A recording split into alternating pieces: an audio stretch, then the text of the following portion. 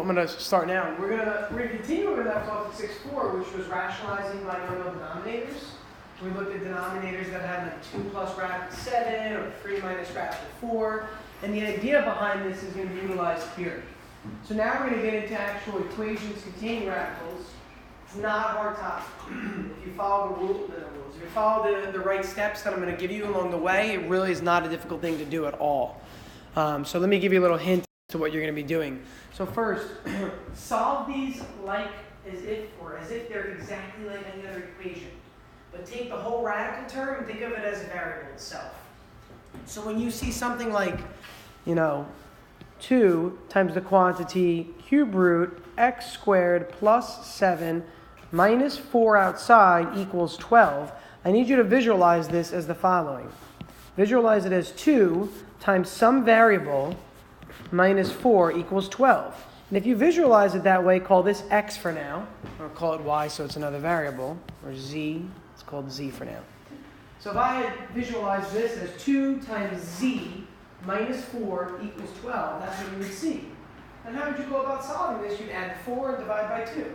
So that's literally it for this topic. Now, there are small little discrepancies and issues along the way, and honestly, it's a lot of bookkeeping. A lot of you make mistakes on small things we talk about, being meticulous with your work. This is an area where it needs to be practiced because you're going to see along the way, little odds and ends show up. When you square certain things, when you have radicals that you have to square. So you have to practice this for sure, but it's not hard. This is literally it. Now, the tricky part at the end is recognizing how do you get rid of a cube root or a fourth root as opposed to a square root. Okay, so and you can literally see what it says. Raise both sides to the power equal to that of the index. So if you had, the square root of x equals 12, we'd square both sides. So if you get to a part where you have cube root equals something, you should cube both sides. Fourth root equals something, raise both sides to the fourth power. So the concept here is that the index will help to tell you what you're going to do at the very end. Okay, the index will help to tell you what you're going to do at the very end. The index is 4, you'll raise it to the fourth power. If it's a 5, you're going to raise it to the fifth power. So let's start with an easy example, and then we'll move on to a little bit. So for part A, we're going to notice right away that the radical expression is already isolated. So there's no need to isolate this. So if you want to visualize this, right? Remember I said replace the radical with a new variable. So you could visualize this as z equals 4, but that's all you can really do, right? So it's not really useful to use that technique on the first one because it's already set up that way. So now once the radical is isolated though, how do I get rid of that radical? What can I do? Yeah, start by squaring both sides. And Helen picks up on that because she probably just knows it, but also because here, there's really a 2 as an index right there. Just like there's a 3 there for the index, that when there's nothing there, we know that it's a 2. A 2 meaning square root, a 3 meaning cube root. If it were a 4, again, it would mean fourth root. So we just square both sides to start. So this is not a very useful technique when the radical is already isolated. It doesn't help me to replace it with a unknown variable. But maybe later on it might be useful to call this like u or w and solve this for w and then replace it. I'll show you that in a second step. So for the first one, let's start by just squaring both sides.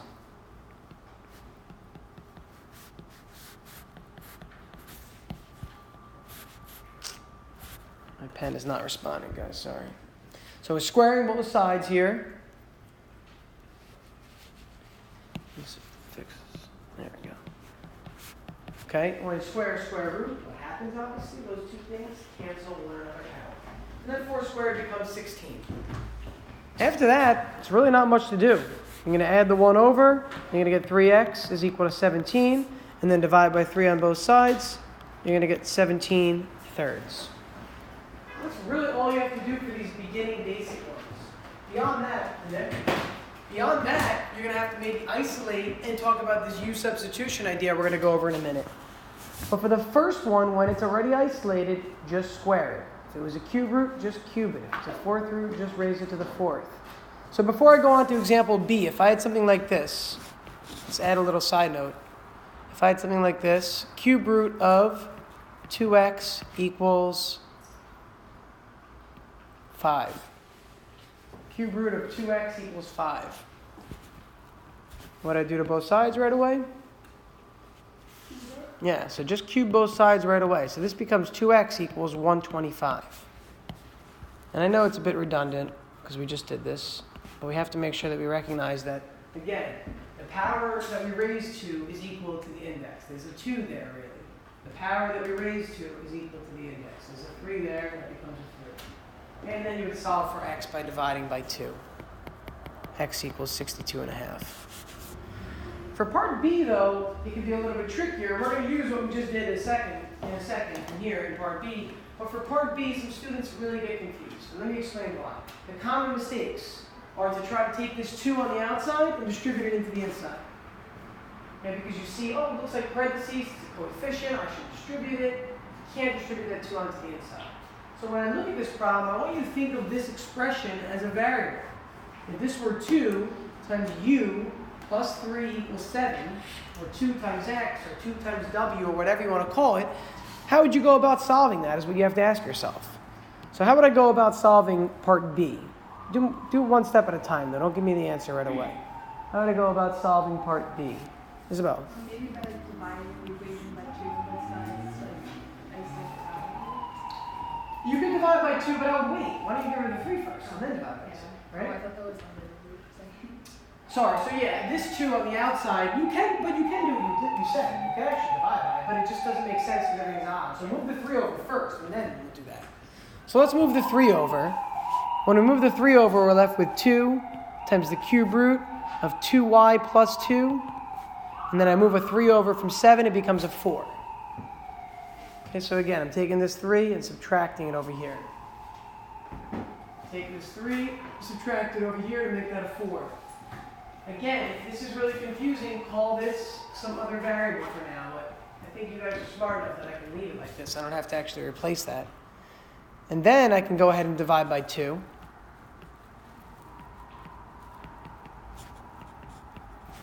And be careful. When I divide by 2, remember your rules from radicals. We did this all in the last couple sections. This is another common mistake. People cancel this out. You cannot divide an integer into a radicand. Again, an integer can't be divided into the radicand. You can't just cancel those things out. So this is a 2, right, that we're dividing by. So these 2's cancel. And let me do it like this. Or 2 is 2. And then at this stage, now the radical has been isolated, and therefore we can cube, square, raise to the 4th, raise to the 5th, raise to the 6th, whatever it happens to be in this case, which in this case it happens to be a 3. So we're going to raise both sides to the 3rd power. So when we cube this side and cube this side, the right-hand side becomes 8. 2 times 2 times 2 is 8. And then the cube of a cube root, just reduce. Move the 2 over and divide. Now, we've done 2 examples so far, well, in this extra example, but these 2 examples to start, one thing I have to point out to you is this, and it hasn't come up yet, so I didn't really make a big deal about it. There are times where the answer you get actually won't check. And what I mean is, like, if you actually plug it back into the expression, you will not get a verified solution. You're not going to get a verified equation. You guys know that when you solve an equation, if you plug it back in, it should always check out, right? When you plug into the original, you should get, for example, up here, if I plug a 3 in up here on the original up top, if I plug a 3 in right there, that becomes 6. 6 plus 2 is 8. The cube root of 8 is just 2. 2 times 2 is 4. 4 plus 3 is 7. 7 equals 7. So I can check these. So you're going to notice at times they won't work out. I'm not making a big deal on the first example because there's none of these that won't check out. But I'm giving you a little bit of a hint. When you get multiple answers for these problems, when you get more than one answer, there are times where one of those will not work out. When you're only getting one answer for a lot of these, it's almost always going to check for you. And I'm going to show you a way to check it also in your calculator. Okay? See that it actually is true. But you really do want to check these answers. And by checking, I mean taking them and plugging them back into the original statement. Okay? Again, when you get multiple answers, it's useful to check because there's a good chance it will not work out. One of them will not work out. Let's look at this last example, example C. We've got the square root of 18x squared minus the square root of 2x squared plus 3 equals 11. Now, before I even begin and look at this problem, it's very, very tempting to to say, oh, the square root of x squared, those things cancel, and I could bring the x out front. And if I were you and I were a student, I probably would do that right away also. You can't do that actually. And I'm going to explain why that is in about maybe 2 minutes or so. But for now, just take it on faith, and I'll show you why once we get to the end of the problem it'll make more sense. But do not take the x squared out. Okay, again, I see what you're seeing. You're seeing that it's the square root of 18 x squared. X squared is a perfect square. It should come out in front. For solutions to equations, we're not going to do like the square root of x squared and bring it out in front. Because remember, what do we have to put around it if we did it? A lot of you lost half a point. What was it? Absolute value. And that's actually going to play a role. So if you did take it out front and you put the absolute value sign, actually you'd be okay. But it makes it a little bit trickier. So for now, take it on my, on the word I'm giving you here. Do not take out the variable from the radical. Okay, do not take the variable out. But I can take out 18 as 9 and 2. So let me start part C by breaking that up first into root 9 times root 2x squared minus root 2x squared plus 3 equals 11.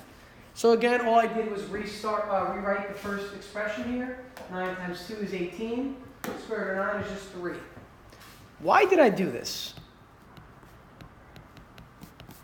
Why did I do this?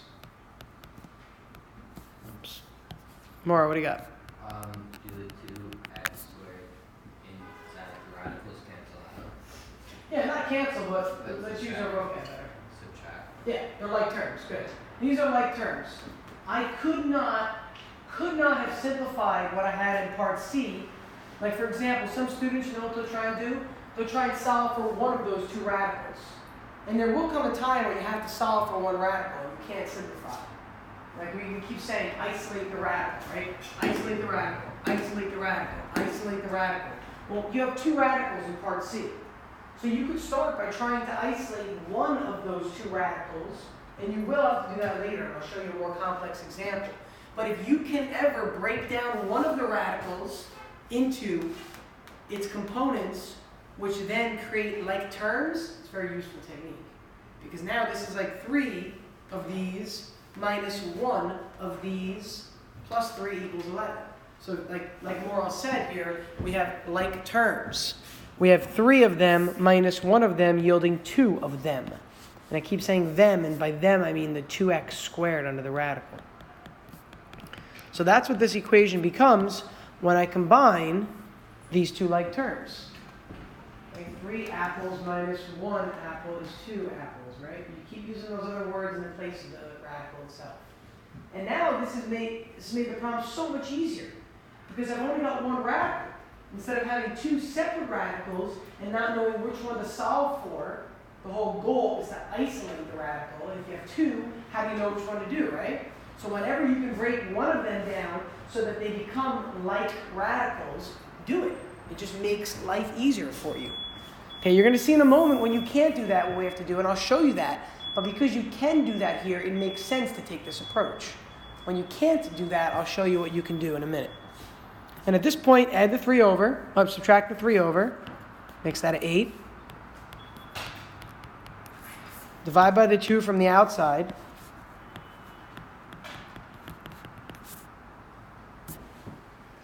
Now, still at this point, I still don't recommend that you take the x squared out in front as absolute value of x. You can. It's okay mathematically. But it just makes life easier if you don't. So don't do that for now. Instead, get rid of the radical by squaring both sides. All right, square both sides. Divide by 2.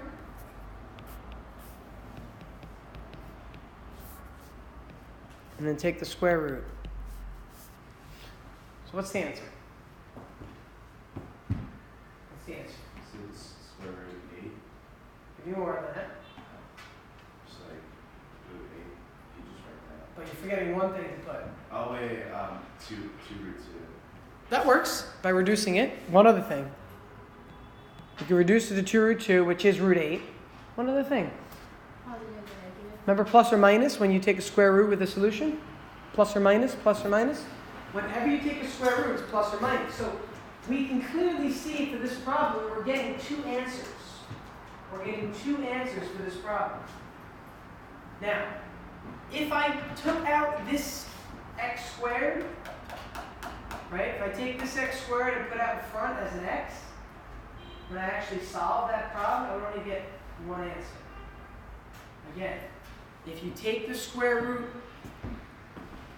of a perfect square, the square root of a perfect square, that's a variable, and you move it out in front as just x and don't put the absolute value around it, this is what it would look like. Hold on. This is what would end up happening. You would have this, let's go to the stage we were at. We were at this stage right here. Okay, this is where we were. Let's imagine for a minute that I didn't listen to the directions and instead I took the x squared out in front. This would become x times root 2 equals 4. Now, it should be absolute value x, but I'm telling you now, 9 out of 10 students forget that absolute value at this point, which makes a big difference. Let's make believe I forgot it, and I go to solve this. Okay, which is not bad. I got to rationalize this.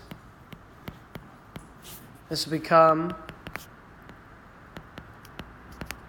which is really just, and take a look. It's the same answer, isn't it?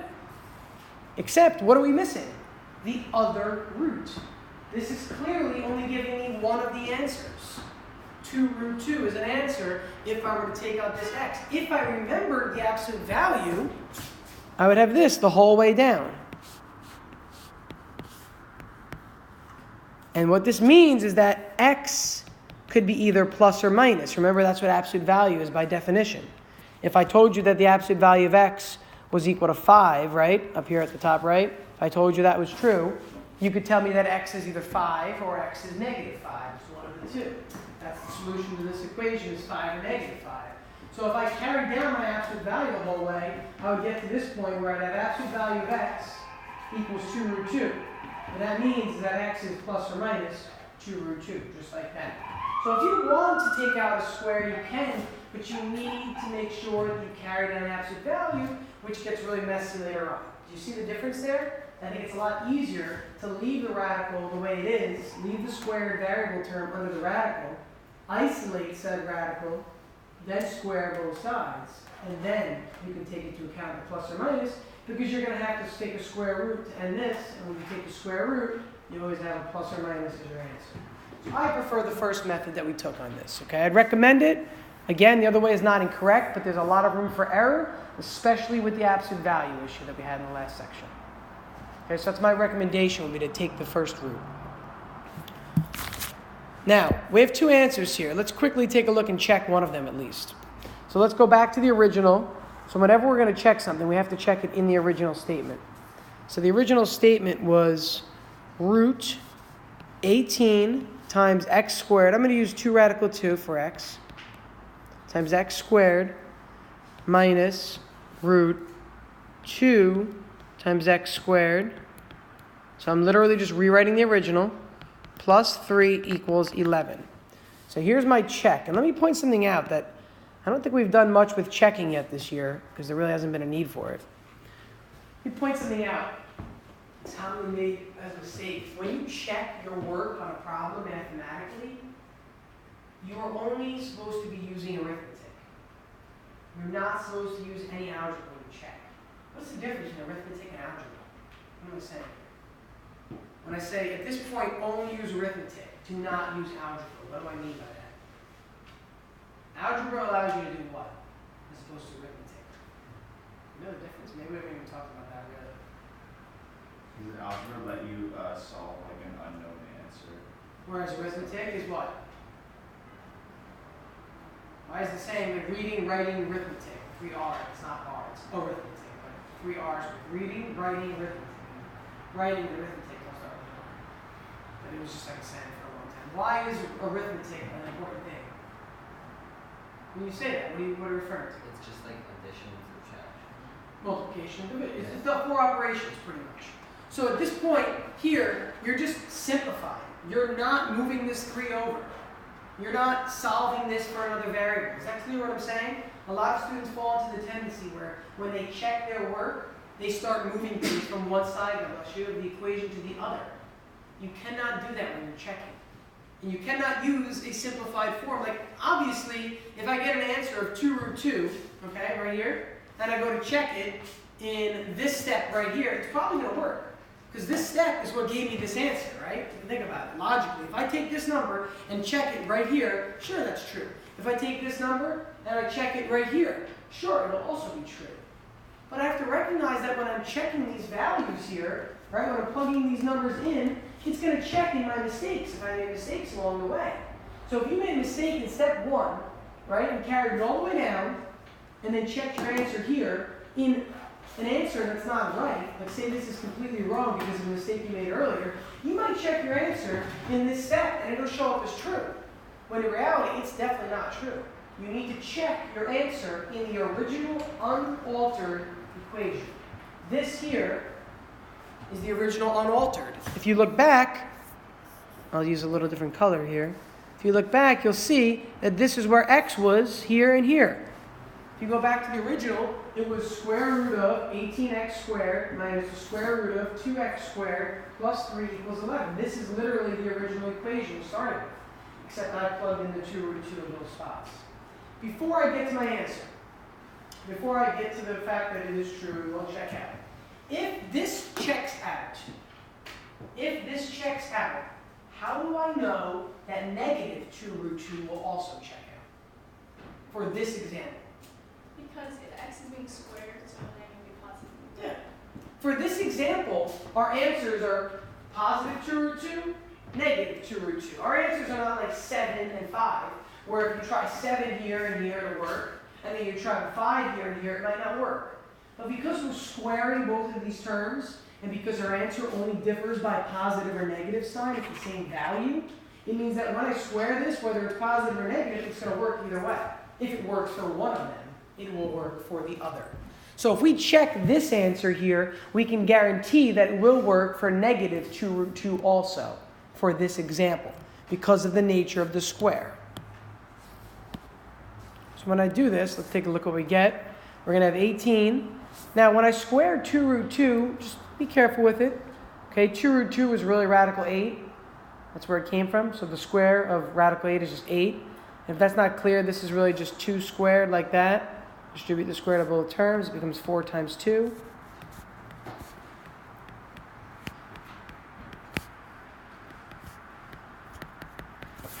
And that's going to be 18, right? Times 8. What do we get with 18 times 8?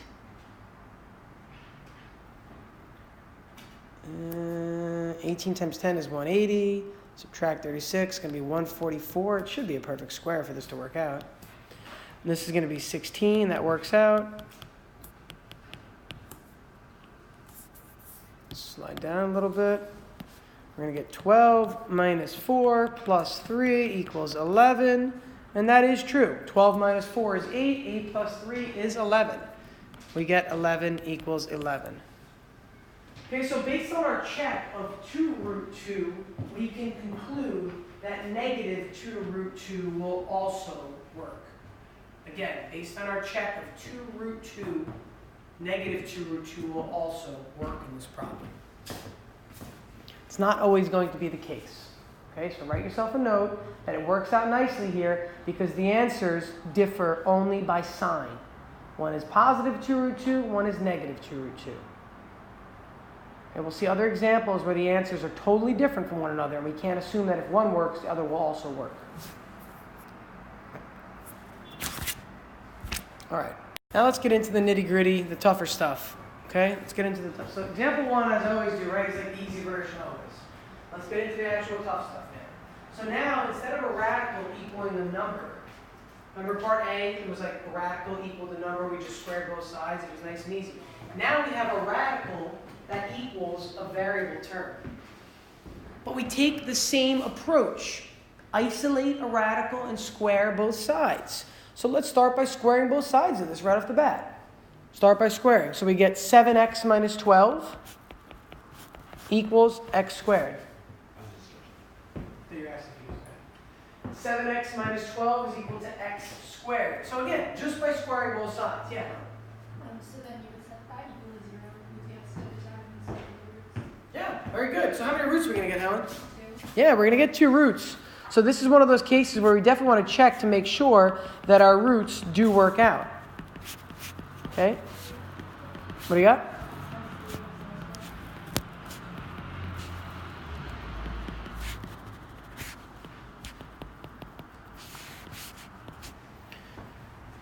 Does that work, right? -3, -4 works. Get positive 3 and positive 4 as answers. Now, what I want you to do is check these again. Wait, why wouldn't you put negative x squared? Because aren't you moving that squared? I moved these two guys over instead, so that x Oh. squared remains positive. It just makes life easier, right? Always keep x squared. It doesn't matter, but factoring with a negative x squared becomes a little bit more complicated. You have to do this in order. You have to put a negative here and a positive here, right? To get a negative x squared. So I don't want to ever have to deal with changing these signs, so I always keep x squared positive. It just makes life easier. But we want to recognize that we have two answers here. And do both of these answers work in the original? So let's take 3 and let's take 4. Let's check them in part A. We're going to check them in the original statement themselves. So we've got, so this will be our check right here. We've got the square root, and that whole thing is equal to x. So we've got the square root of 7 times our answer. We'll use 3 first. Let's check this one first. Minus 12, and that's going to equal 3 according to this. And then the second check that we're going to do down here, we'll be using the number 4.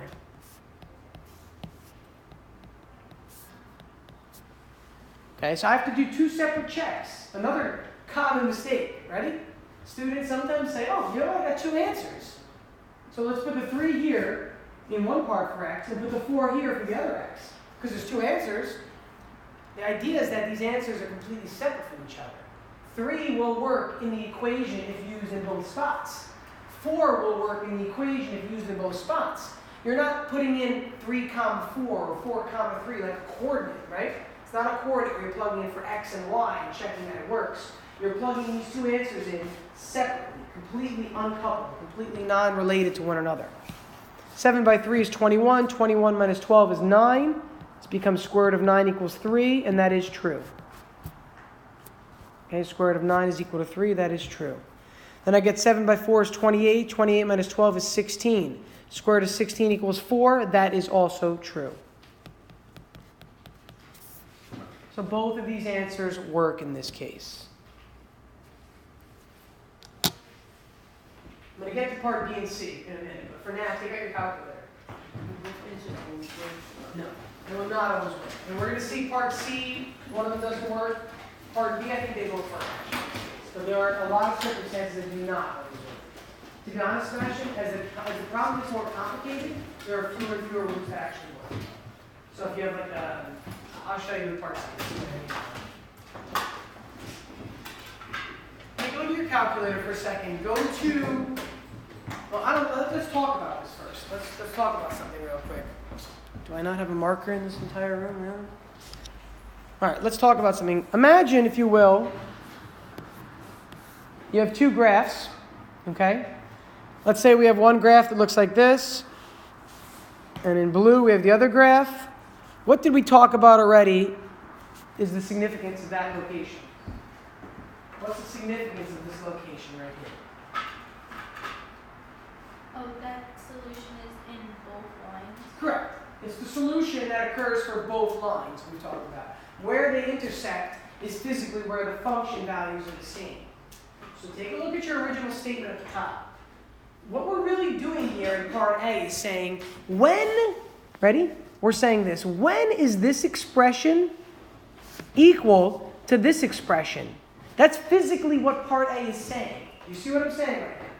It's saying when is radical 7x minus 12 equal to x? That's the question posed. And if I want to answer that question, I can do it mathematically, and the answers are when x is 3 and when x is 4. Those are the actual algebraic answers.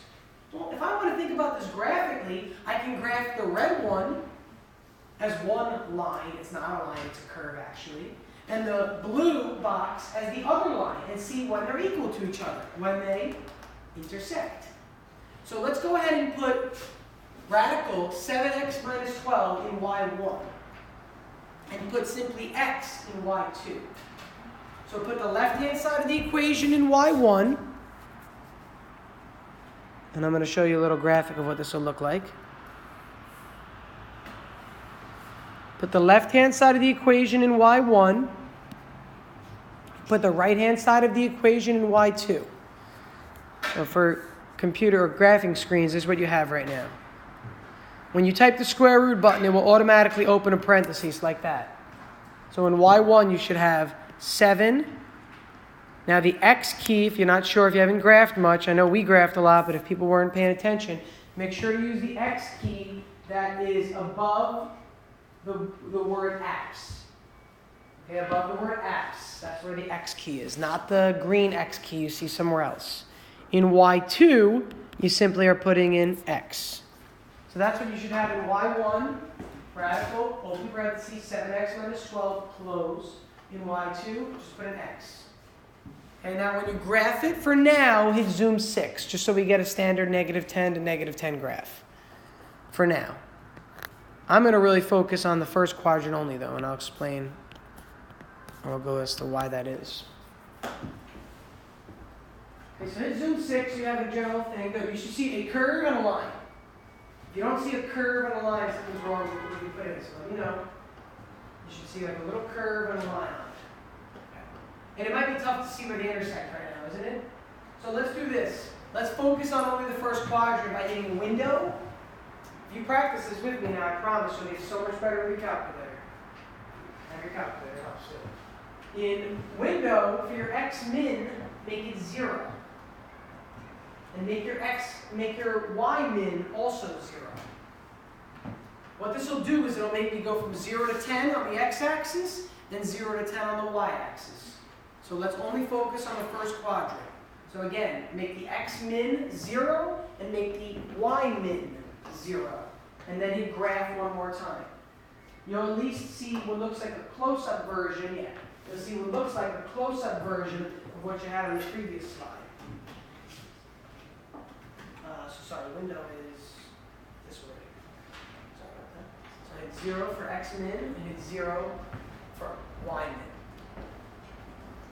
Alright, so still at this point it looks a little bit funky, right? Because it looks like there's only one intersection. You see that?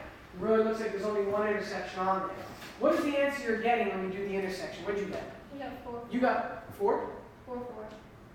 Yeah, so the x coordinate is only 4, right? Did everybody else get 4 as the intersection? Yeah, there's also a 3 in there, but it's not obvious on the ground. You do it on the iPad or iPad? Yeah, so in Desmos it's easy because you can zoom in and see it. So I also want you to be familiar with this, right? It's good that you do it that way. That is good. Desmos, you can zoom in and stuff. You can't use Desmos on a test, right? So on your graphing calculator, it's very difficult to find the other answer. The answer everybody's going to get is going to be the 4, 4 answer for the intersection, right? It's like going to be the default automatically. So if you want to, you can either A, zoom in a little bit further. You can zoom in a tiny bit further.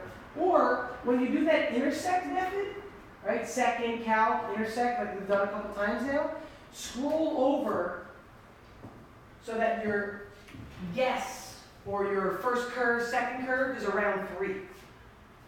You know, it says first curve, question mark, second curve, question mark, guess, question mark. And up until now, I've had you just press enter, right?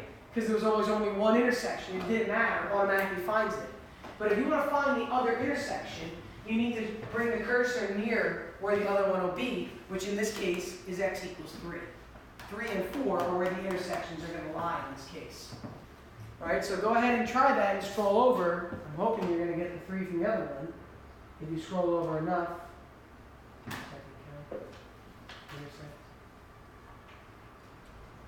over back until you get to the 3 for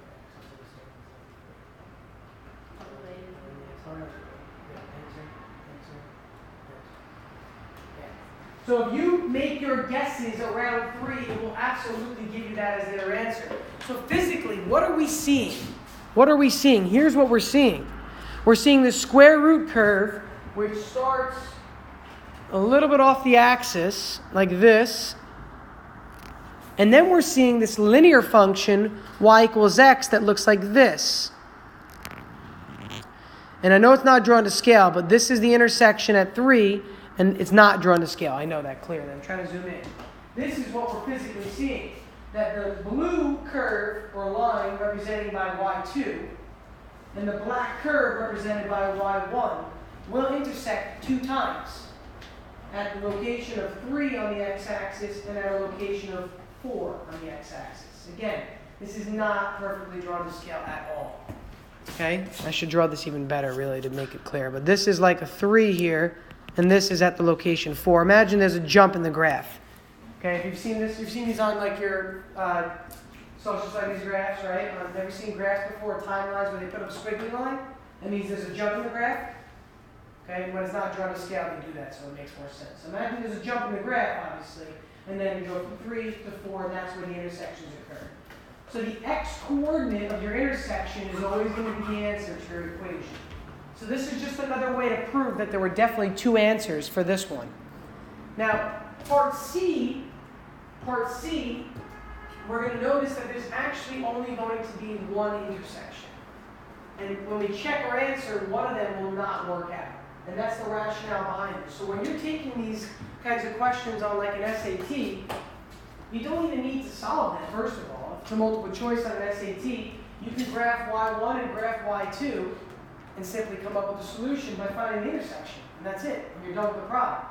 But you can also check your work in this class by looking at the graph of it. All right, let's take a look at part B. We've got 3 times the quantity, x plus 1.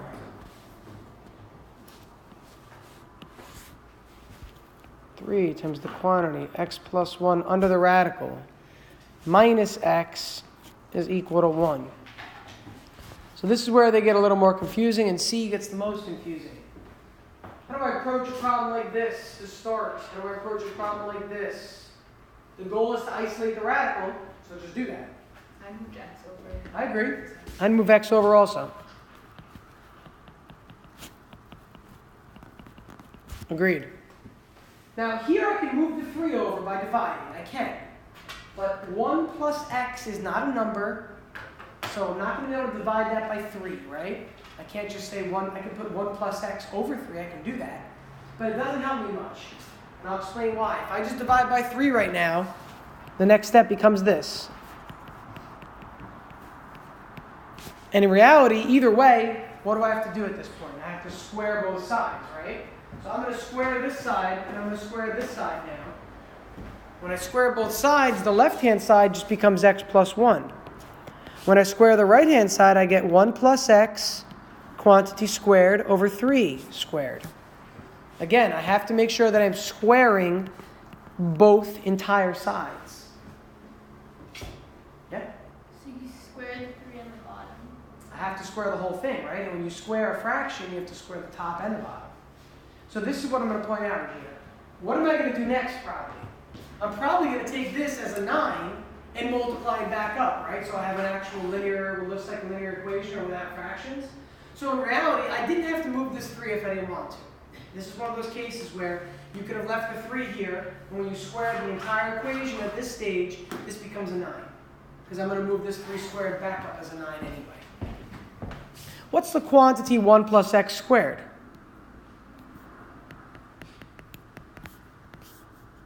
Quantity 1 plus x squared. What is it, Nora? X squared plus 2x plus 1. Yeah, I have to remember that this is really foiling it out. Okay, don't forget to FOIL this, because most people would see that square, and they distribute the square because it's just natural to do that. But you're squaring a binomial. When you square a binomial, you have to write it as that binomial times itself.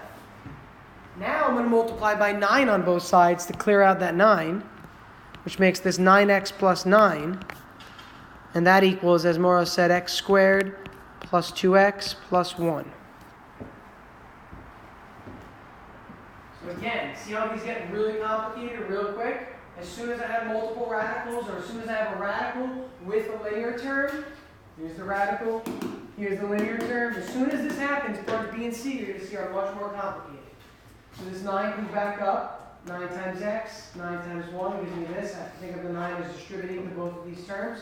This is really in parentheses, so when I move the 9 up, it's on the outside distributing. Then I can move the 9x minus 9 over by subtracting, 9x plus 9, by subtracting these two terms over here.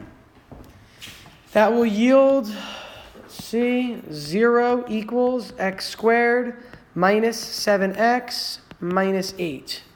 And finally, what can I do once I'm here? I can attempt to factor.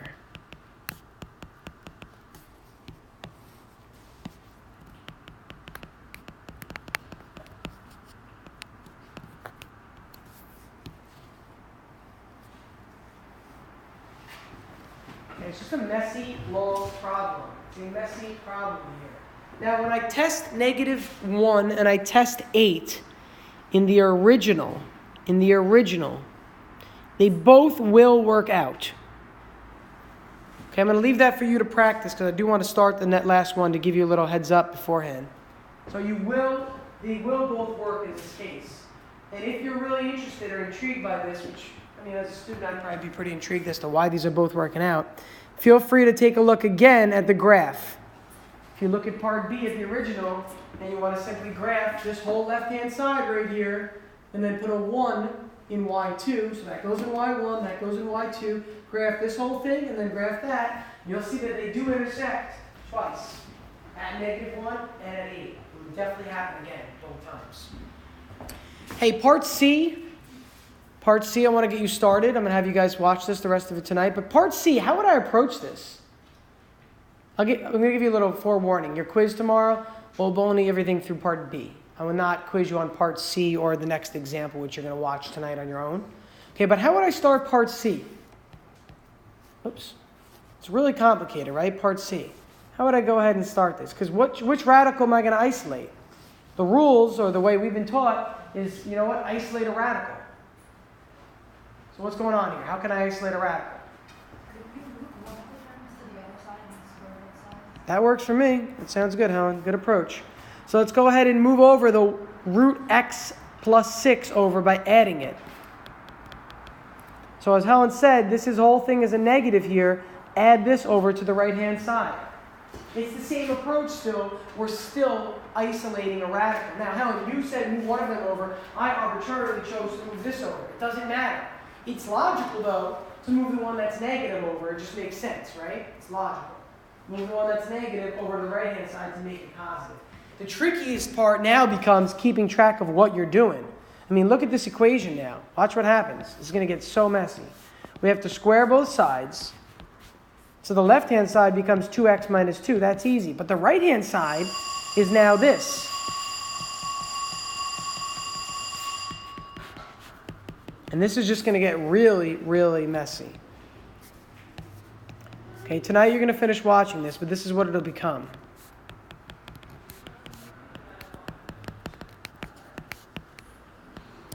And then that's going to keep simplifying down, and you're going to have to isolate another radical. Okay, that's why I said it just does get a little bit trickier. Okay, you're going to have to combine all those terms and isolate this radical next, and then square again. This is a radical within a radical in a sense. You squared once, you're going to have to do it again. Watch the rest of this example, maybe even from the beginning, example part C only. Okay, example 3 is the next one you should also look at tonight to help your homework. Your quiz tomorrow, everything through part B of this example. She's like really